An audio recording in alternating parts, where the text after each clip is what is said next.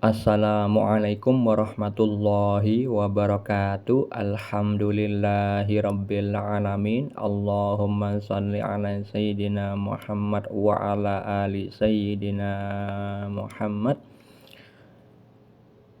Ilmu hakikat itu adalah ilmu kebenaran hakiki, bukan didapat dari membaca buku, bukan karena ustadz, bukan dari bisikan-bisikan malaikat lagi, tetapi pengetahuan langsung dari Allah Subhanahu wa taala. Seseorang yang mengalami hal itu adalah wali Allah tertinggi yang mencapai musyahadah, yang mana penglihatannya itu bersama tajallinya Allah. Disebut penglihatan yang agung. Penglihatan bersama kekuasaan Allah yang maha agung. Untuk mendapat kedudukan seperti itu, maka perlu saya sampaikan beberapa tahapan ini. Pertama, harus bersyariat, yaitu mengetahui hukum-hukum Allah tentang bab yang halal dan yang haram yang bersumber dari Al-Quran dan As-Sunnah. Syariat itu artinya peraturan. Allah firmankan di dalam surat Al-Jathiyah ayat 18, kemudian kami jadikan kamu berada di atas suatu syariat peraturan dari urusan agama itu, maka ikutilah syariat itu dan janganlah kamu ikuti hawa nafsu orang-orang yang tidak mengetahui. Firman Allah tersebut berkaitan dengan sabda Nabi Muhammad SAW di dalam hadis sahih riwayat Al-Hakim dan Al-Baihaqi. Beliau bersabda, aku tinggalkan dua perkara yang kalian tidak akan tersesat selama kalian berpegang teguh dengan keduanya, yaitu kitabullah dan sunnahku. Maksudnya Al-Quran dan hadis dari beliau. Kemudian setelah mengetahui ilmu syariat tentang aturan-aturan bab yang halal yang haram yang bersumber dari Al-Quran dan As-Sunnah, melanjutkan dengan bertarekat. Tarikat, torekoh itu sama saja. Artinya tata cara pengamalan ilmu syariat, yaitu mengikuti Nabi Muhammad SAW, orang yang paling ma'rifatullah, paling mengenal Allah. Disebutkan di dalam Al-Quran. Surat Al-Imran ayat 31, Allah Ta'ala berfirman, katakanlah Muhammad, jika kamu benar-benar mencintai Allah, ikutilah aku. Niscaya Allah mengasihi dan mengampuni dosa-dosamu. Allah maha pengampun lagi maha penyayang. Tahapan berikutnya berhakikat, yaitu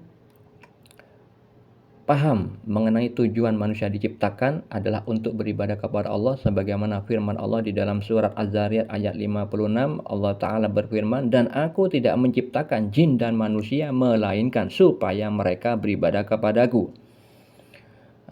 Jadi beribadahnya itu hanya kepada Allah, tidak boleh mempersekutukan Allah.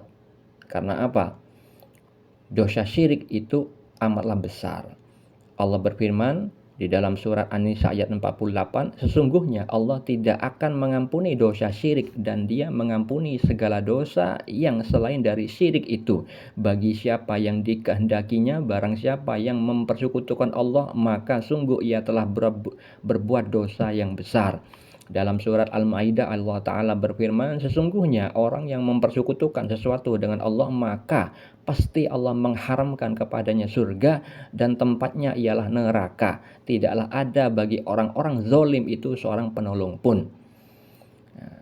Jadi orang yang bersyariat tapi tidak berhakikat, tidak mengetahui bahwa diciptakan manusia dan jin itu untuk beribadah hanya kepada Allah, dan kemampuan taatnya itu adalah karunia dan rahmat dari Allah. Jika tidak tahu hal itu, maka kemungkinan bisa berpeluang terjerumus kepada syirik khafi, syirik tersembunyi di dalam hati, seperti yang dijelaskan di dalam hadis riwayat Muslim. Ada orang dermawan, orang ahli membaca Al-Quran dan mengajarkan Al-Quran, orang alim, ahli ilmu agama, orang yang mati syahid dalam peperangan melawan orang kafir, semuanya itu bersyariat, tetapi tidak komplit syariatnya, tidak mengetahui bahwa di dalam syariat itu ada anjuran untuk apa? Tidak berbuat syirik. Mereka masuk neraka semuanya karena berbuat syirik di dalam hatinya. Ada niatan lain selain Allah, yaitu ingin dipuji manusia. Akhirnya amal mereka tertolak dan masuk neraka. Maka harus diketahui, orang yang berhakikat itu adalah orang yang ibadahnya lillahi ta'ala, ikhlas karena Allah semata-mata menjalankan agama seperti yang Allah firmankan di dalam surat Al-Bayyinah ayat 5. Allah Ta'ala berfirman, padahal mereka tidak disuruh kecuali supaya menyembah Allah dengan memurnikan ketaatan, maksudnya ikhlas, kepadanya, kepada Allah dalam menjalankan agama yang lurus dan supaya mereka mendirikan sholat dan menunaikan zakat, dan yang demikian itulah agama yang lurus. Jika ketakwaan kita sudah benar secara lahir dan batin, sebagaimana sabda Nabi Muhammad SAW bahwa Allah itu melihat hati dan amalan kalian. Jadi amal lahiriah dan juga keadaan hati, niatnya itu benar atau tidak. Maka kalau keduanya itu benar, maka akan terjadilah firman Allah di dalam surat Al-Baqarah ayat 282. Allah Ta'ala berfirman, dan bertakwalah kepada Allah, Allah memberikan pengajaran kepadamu dan Allah Maha mengetahui segala sesuatu.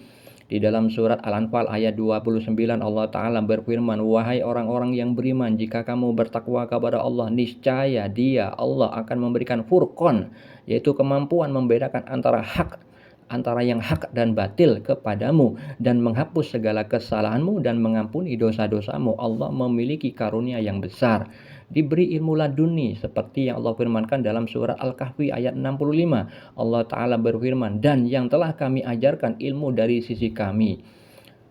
Mengetahui dari Allah, bukan dari katanya orang, bukan dari bisikan malaikat.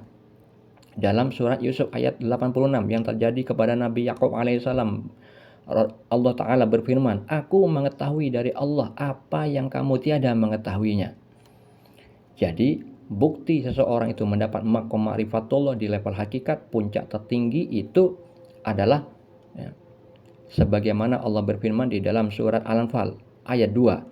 Sesungguhnya orang-orang yang beriman adalah mereka yang apabila disebut nama Allah gemetar hatinya, dan apabila dibacakan ayat-ayatnya kepada mereka bertambah kuat imannya, dan hanya kepada Tuhan mereka bertawakal. Dalam surat Al-Maidah ayat 83 Allah Ta'ala berfirman, dan apabila mereka mendengarkan apa Al-Quran yang diturunkan kepada Rasul Muhammad, kamu lihat mata mereka mencucurkan air mata disebabkan kebenaran yang telah mereka ketahui dari kitab-kitab mereka sendiri, seraya berkata, ya Tuhan, kami telah beriman, maka catatlah kami bersama orang-orang yang menjadi saksi atas kebenaran Al-Quran dan kenabian Muhammad. Nah, itu ciri-ciri yang pasti yang tidak bisa ditiru. Kalau orang hanya ngomong, ngikuti atau mencontoh kalimat-kalimat hakikat dari wali, mudah sekali orang itu menirukan. Pendusta pun bisa meniru. Tapi orang yang hatinya bergetar ketika disebut nama Allah, mudah mencucurkan air matanya ketika membaca Al-Quran, mengetahui keagungan Allah dan segala macam petunjuk yang ada di langit dan di bumi, mereka itu mentafakuri yang berkaitan dengan asma Allah, sifat Allah, af'al Allah, kemudian mencucurkan air mata saking kagumnya kepada Allah. Nah, orang seperti itu tidak bisa ditiru, tidak bisa di copy paste. Ya. Karena apa? Orang yang menangis karena Allah itu ada jaminan masuk ke surga. Di dalam hadis riwayat Tirmizi, Rasulullah bersabda, dua mata yang tidak akan tersentuh oleh api neraka, yaitu mata yang menangis karena takut kepada Allah, dan mata yang bermalam begadang untuk berjaga-jaga dari serangan musuh ketika berperang di jalan Allah. Selain ciri-ciri yang tadi saya sebutkan, orang yang duduk di makom hakikat adalah orang yang sirnya sudah Allah aktifkan dan dia diberi ilmu rahasia ketuhanan berupa bahasanya Allah, yaitu kalam hakikat yang memiliki makna tersirat. Contoh pertama, bukti nyata bukanlah suatu perkataan dan ia dalam perkataan, bukan pula ilmu dan ia dalam ilmu, bukan pula ma'rifat tetapi ia di dalam ma'rifat. Contoh kedua, orang yang berdiri di hadiratku melihat ma'rifat itu bagaikan arca-arca atau patung-patung, dan melihat ilmu bagaikan azlam atau anak panah peramal nasib. Contoh ketiga, ilmu yang mantap tak berbeda dengan kejahilan yang mantap. Contoh keempat, ilmu itu adalah buktiku, ma'rifat adalah jalanku, wakwah adalah tempat bicaraku, dan ru'ya adalah wajahku. Contoh kelima, hamba-hamba sahaya berada di dalam surga, sedangkan orang-orang merdeka berada di neraka.